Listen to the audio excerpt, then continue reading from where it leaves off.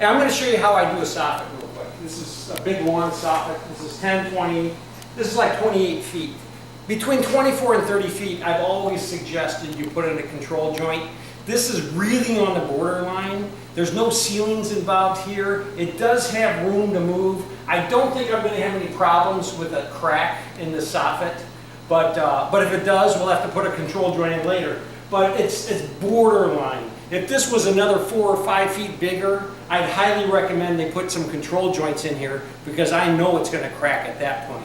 But right now, I would chance it. I would definitely chance it. So we're going to. But I'm going to show you how I put this corner bead in. So I love the tape on corner bead. We have the hopper. If you look at an older video that I have before we had the high-def cameras and stuff, I talked about the hopper. And so everything gets put on with the hopper now. Actually, I went the wrong direction, and it puts out a lot of mud this direction. But that's okay. We'll work it. We'll get it done. So there's one piece. And it's really important when you're doing this corner bead like this that you butt factory edge to factory edge. So I have this piece up now. This is a full 10-foot piece. This is another full 10-foot piece. And this is a factory edge. This is a factory edge. So I'm going to put this one up too. Run it through. The hopper. Oops, and again, I ran through the wrong way. I got to remember to run through the right way the next time. But if I'm not doing things wrong, then I'm probably not doing anything at all. So, I got to bump it. Okay, I got to bump. We set this in. We set this in.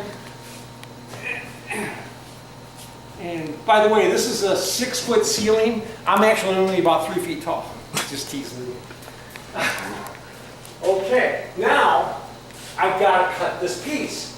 So what I do is I butt this up to here, like this, and I put my thumb on it, and I cut this now, right where I need to.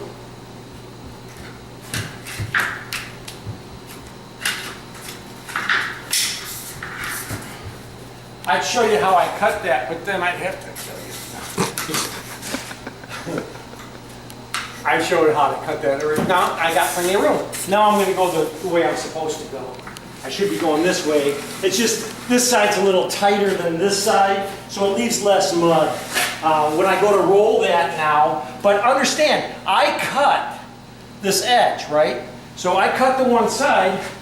When I put it up there, when I put it up here, I marked it, I cut this end, and then I turn the thing around. So again, I've got factory edge to factory edge. So these are two factory edges that are going together. So it's up. Now I take my roller. Roller. Ooh, I hurt my shoulder. No, I'm teasing. So now I take my roller and I try to take care of where. Let's see how much mud is on here. Wow, that's a lot of mud. That thing's putting out a lot of mud in one direction. Maybe edit that mud falling down. Don't show the mud falling down. All right? Especially if the homeowner's looking. That's how I got all that mud all over my floor. Okay. The other way, it's not going to do that. When you see me do this last one, okay, and then again too, I'm right here. I want to make sure that I have these two pieces that are joined, I have them nice and even. And if they're not, you can always move one way or the other way, but actually that's pretty good. So I'm going to leave that alone. And now watch, see how this one doesn't have nearly as much mud falling down? Because I ran it the right direction. So that's what you need to do. You have to do factory edge to factory edge. If not, you know, they might not line up as well. But the minute you get factory to factory, they'll line up very good. So, well, that's all I got. If you want to see more, just tune in, subscribe, leave me a message. I love your messages. I'll tell you, I had some awesome messages, awesome feedback. I've got some great subscribers who really know drywall well. I mean, let me let the big screw hang in there. I actually have did you stick your thumb out in front? There you go. Because we all know who left that big screw sticking out there. And but I actually have some of my subscribers who are answering questions to people who are asking them, and they're right on. I mean, I've got some great subscribers, so you guys keep up the good work, and don't be afraid if you see a question that somebody's asking and you know the answer, by all means, answer them. Now, I don't know all the answers. I'm just still after 40 years still learning. I mean, drywall is changing daily. Back when I first started, you couldn't two-coat drywall. All your mud came in bags, and you had to pre-mix it. You had to mix it up. Nothing was pre-mixed. Not even taping mud was pre-mixed. That came in bags too. So everything's constantly changing.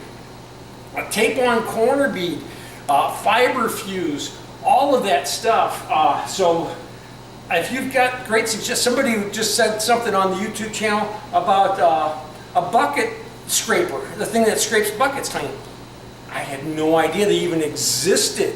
I mean, you know what my bucket scraper was? His hands. You guys have a great day.